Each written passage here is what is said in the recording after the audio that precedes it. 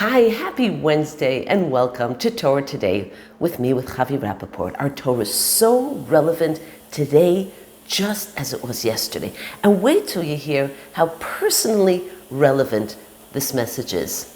Who is the greatest leader ever to live in Am Yisrael? Moshe Rabbeinu, of course. Well, listen to this.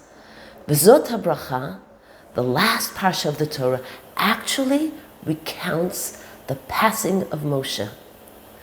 Moshe wrote it with tears trickling down his cheeks. Or there's an opinion that actually Yoshua wrote those last passages. The Torah describes Moshe passed away with that coveted passing, with the kiss of Hashem. And the Torah testifies, nobody knows where he was buried. And lo kam b'Yisrael od navi k'Moshe. No other prophet ever rose as great as Moshe, who saw Hashem. Hashem spoke to him at any time, panim el panim. And yet, on the day of his passing, the Torah describes that the Jewish people mourned him, vayifku b'nei Yisrael.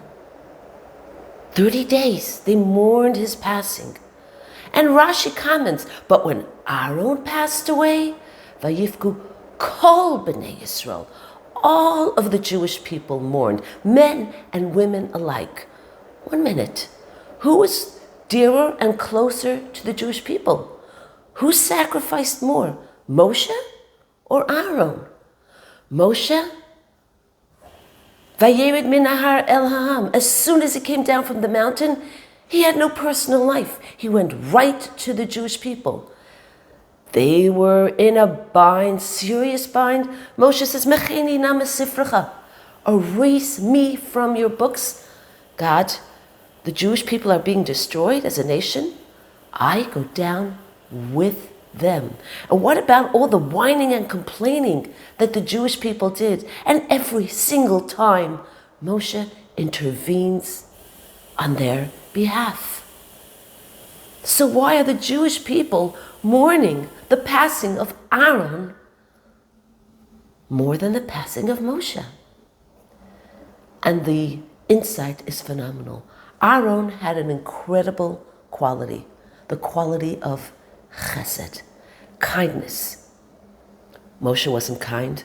Of course he was. But Aaron had an additional measure. And what was that? He sought peace on an unusual level.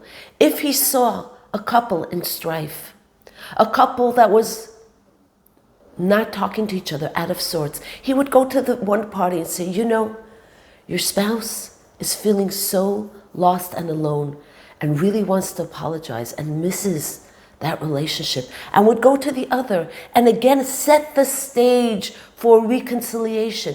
And it worked over and over and over again.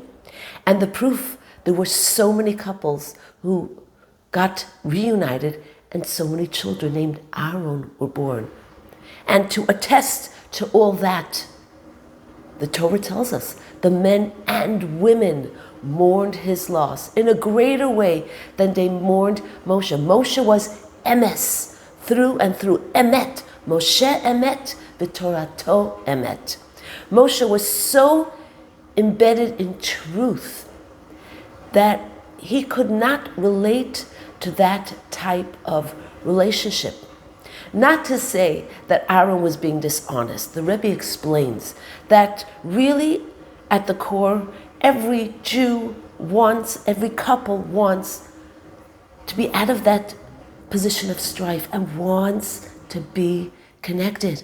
And so when he was approaching those couples, he wasn't being dishonest. He was uncovering a deeper truth. But Moshe, being so entrenched in that midah of emet, couldn't lead that kind of life. And at the end of his days, he is acknowledging it is a way of truth, so to speak. It is worth, for the sake of peace, to sometimes deviate from my path just for the sake of peace. What a takeaway we can have. We say at the end of our Amidah every day, Oseh Shalom Bimromav, Huya Aseh Shalom Aleinu, the God in heavens who makes peace between the two opposing angels. Fire and water should make peace between them, and then peace among us. And in the words of the Rebbe, the Lubavitcher Rebbe, it's the acts of kindness, random acts of kindness, that is going to bring the final Geula. So today, every day, let's go out of our way to do kindnesses and to look for opportunities to reconciliate. Well, firstly, within myself, if there's somebody I've fallen out of line with, somebody I have a gripe against, let's mend those things and seek to be the glue, the mediator, who softly can mend broken relationships. And of course, let's mend our ultimate relationship as we approach Yom Kippur. Have a beautiful day, and why not join me tonight for an incredible discussion on understanding what is Yom Kippur. Email me, mommyraps@gmail.com, for the link,